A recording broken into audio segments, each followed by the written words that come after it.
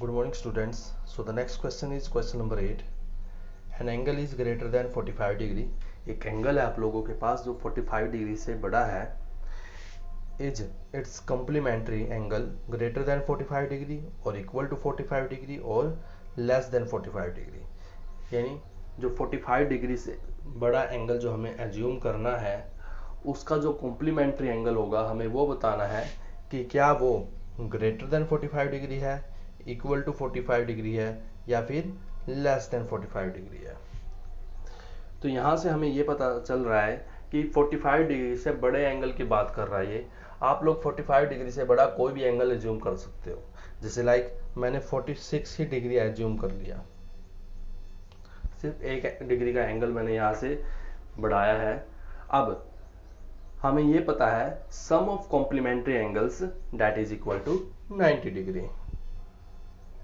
Some of complementary angles 90 degree होता है. और अगर मैं 46 डिग्री का कॉम्प्लीमेंट्री एंगल फाइंड आउट करूं तो मीन्स 46 प्लस एक्स जो भी एंगल हमें निकालना है that is equal to 90 degree. और यहाँ से इस 46 डिग्री का एंगल यानी कॉम्प्लीमेंट्री एंगल वो हमें कितना मिल जाएगा, x that is equal to 90 degree minus 46 degree that is equal to 44 degree. तो इसका जो कॉम्प्लीमेंट्री एंगल है वो क्या हो गया हमारे पास, इसका कॉम्प्लीमेंट्री एंगल हो गया हमारे पास that is less than 45 degree. ठीक है, तो ये लास्ट वाली कंडीशन आप लोगों को यहाँ से मिल रही है. ठीक है, तो हम इसमें लिखेंगे क्या, इसमें लिखना क्या है कि sum of two complementary angles is 90 degree. Sum of two complementary angle कितना होता है, 90 डिग्री होता है. If an angle is greater than 45 degree, अगर एक एंगल ग्रेटर देन है 45 डिग्री से, then its complementary angle is less than 45 degree. इसका जो कॉम्प्लीमेंट्री एंगल होगा वो क्या होगा, 45 डिग्री से लेस होगा. ठीक है, सो ये था आप लोगों का क्वेश्चन नंबर 8. नेक्स्ट क्वेश्चन है question number 9. In the adjoining figure, आप लोगों को यहाँ पर एक फिगर दिख रहा होगा. हमें ये बताना है कि is angle 1 adjacent to angle 2. Adjacent वाला एंगल्स की कंडीशन की बात कर रहा है. सबसे पहले हमें ये पता होना चाहिए कि एडजेसेंट एंगल्स होते क्या है.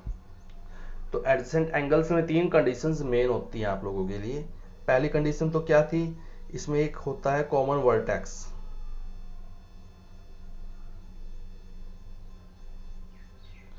सेकेंड कंडीशन क्या थी इसमें, इसमें एक होती है कॉमन आर्म या फिर कॉमन साइड्स भी बोल सकते हो.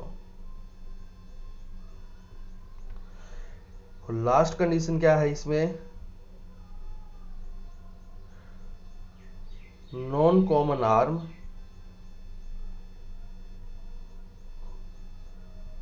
ऑन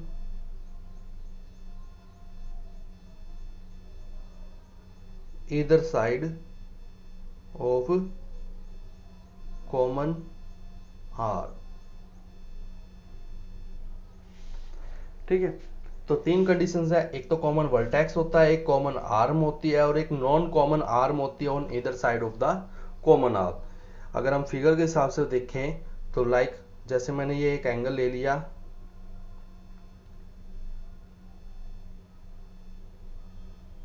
ठीक है, यहाँ से ये एंगल 1 मान लेता हूँ मैं, यहाँ से ये एंगल 2 हो गया.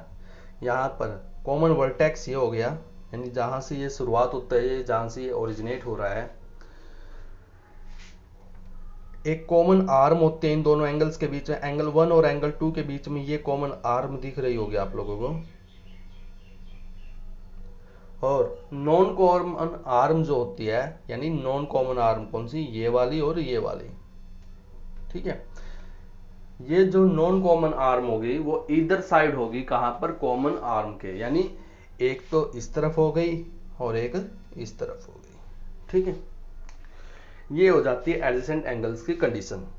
और अभी यहां पर हमें क्या पूछ रहा है कि क्या एंगल 1 जो है एंगल 2 के एडजेसेंट है या नहीं है. ये हो गया हमारे पास एंगल 1 और ये हो गया एंगल 2. ठीक है, और ये किसके बीच में बन रहा है, यहाँ से ये हो गया ए ओ सी और इसके लिए सी ओ ई। ठीक है, यहाँ से अगर हम देखें कॉमन वर्टेक्स है ये रहा, कॉमन आर्म है ये रही यहाँ से, और नॉन कॉमन आर्म ऑन इधर साइड, यहाँ से इसके लिए तो ओ ए हो गया और इसके लिए ओ ई हो गया।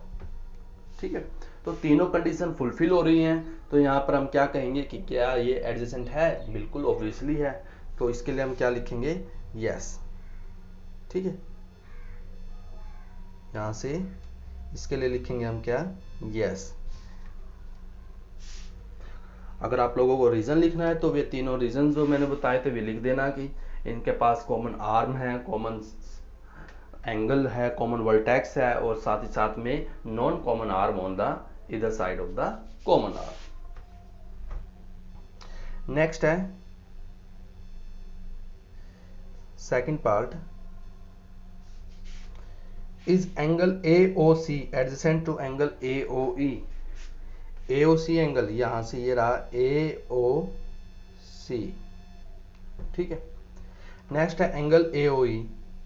AOE अगेन यही AOE। ठीक है, यानी एक बार तो बात कर रहा है ये इतने एंगल की और एक बार बात कर रहा है इस पूरे एंगल की। ठीक है, तो कॉमन वर्टेक्स है, बिल्कुल है। कॉमन आर्म की अगर हम बात करें, यहाँ पर इसके पास कॉमन आर्म है, बिल्कुल है। यहाँ से भी पता चल रहा है, यहाँ से हमें ये AO हो गया, ये AO हो गया, दोनों के पास AO जो है कॉमन है, तो यानी कॉमन आर्म ये हो जाती है। ठीक है, non common arm are on the either side of the common arm, वो कंडीशन यहाँ पर फुलफिल नहीं हो रही है, क्योंकि अगर नॉन कॉमन आर्म, अगर एंगल 1 के लिए मैं नॉन कॉमन आर्म की बात करूंगा वो कौन सी हो गई? OC। एंगल 2 के लिए अगर मैं नॉन कॉमन आर्म की बात करूंगा तो वो हो गई कौन सी? OE। और वे दोनों की दोनों जो है ये कॉमन आर्म के दोनों एक ही साइड में पड़ रही हैं।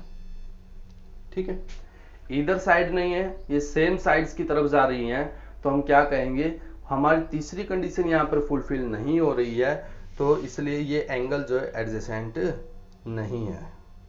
ठीक है, तो no, they have non common arm are on the same side of the common arm, ये सीधा सेम साइड की तरफ आ रही हैं, तो हम क्या कहेंगे? ये एंगल एडजेसेंट नहीं है। नेक्स्ट है do angle COE and EOD form a linear pair. अब लीनियर पेयर के लिए क्या था? लीनियर पेयर के लिए सबसे पहले वे तीनों की तीनों कंडीशंस जो हैं हमारी किसकी? एडजेसेंट एंगल्स की, वे फुलफिल होनी चाहिए, और साथ ही साथ में यहाँ पर एक स्ट्रेट एंगल बनना चाहिए, या फिर स्ट्रेट लाइंस पर भी एंगल बननी चाहिए, या फिर 180 डिग्री के एंगल पर बननी चाहिए। मीन्स यहाँ से अगर इस लाइन को मैं ज्वाइन करा देता हूँ और यहाँ से एक लाइन जो है ओरिजिनेट कर रहा हूँ, तो अब यहाँ पर ये एंगल 1 है और ये एंगल 2 है, ये जो है क्या बनाएंगे? यहाँ पर आप लोगों के लीनियर पेयर बनाएंगे। क्यों? क्योंकि ये स्ट्रेट लाइन के ऊपर एंगल बनते हैं, स्ट्रेट लाइन के ऊपर बन रहे हो या फिर 180 डिग्री के एंगल पर बन रहे हो। ठीक है, उस कंडीशन में क्या होते हैं? ये लीनियर पेयर फॉर्म करते हैं। तो डू एंगल COE की बात करें हम, यहां से एंगल हो गया ये COE। ठीक है, एंड एंगल EOD, यहां से ये रहा EOD। क्या ये लीनियर पेयर फॉर्म कर रहे हैं? बिल्कुल कर रहे हैं। यहाँ पर ये एक सीधा सीधा लाइन के ऊपर बन रहे हैं, स्ट्रेट लाइन के ऊपर एंगल बन रहे हैं, तो हम क्या कहेंगे? ये लीनियर पेयर फॉर्म कर रहे हैं। ठीक है, नेक्स्ट है आर एंगल BOD, ये रहा BOD, एंड एंगल DOA, ये रहा फिर से DOA। क्या ये एंगल्स जो है सप्लीमेंट्री हैं?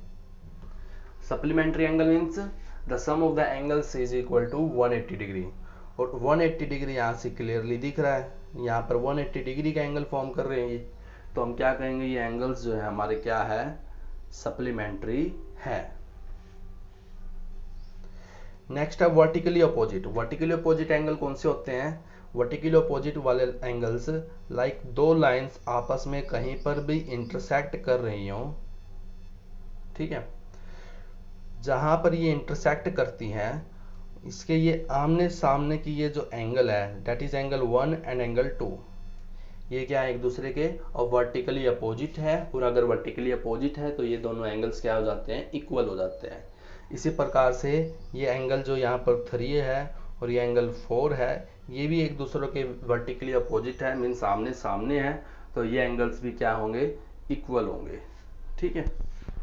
अब हमें बताना है एंगल 1 और एंगल 4 के लिए कि क्या एंगल 1 और एंगल 4 जो है हमारे वर्टिकली अपोजिट हैं। तो ये रहा हमारा एंगल 1 और ये रहा एंगल 4। तो ये जिन दो लाइंस के बीच में बन रहे हैं उसको हम एक्सटेंड करा लेते हैं।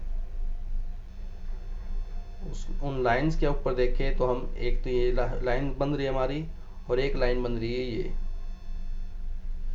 तो क्या ये एक दूसरे को इंटरसेक्ट कर रही हैं? बिल्कुल कर रही हैं। और क्या एंगल 1 और 4 जो है हमारे आमने सामने हैं? बिल्कुल हैं। तो क्या कहेंगे हम? Angle 1 is vertically opposite to angle 4। Next है what is the vertically opposite angle of angle 5। Angle 5 का वर्टिकली अपोजिट एंगल क्या है? एंगल 5 कहाँ है हमारा? ये रहा है।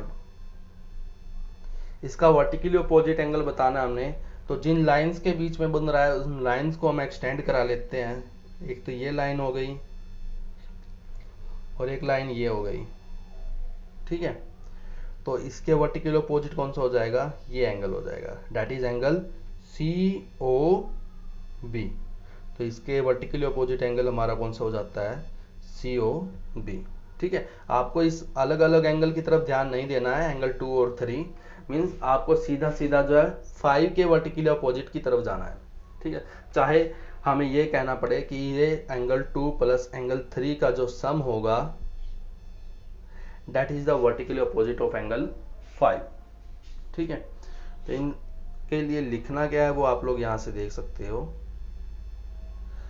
मीन्स थर्ड पार्ट में yes they form a linear pair, yes they are supplementary, yes they are vertically opposite angles, और last vertically opposite of angle 5 is angle COB, ठीक है। तो इसके आगे हम नेक्स्ट क्लास में करेंगे।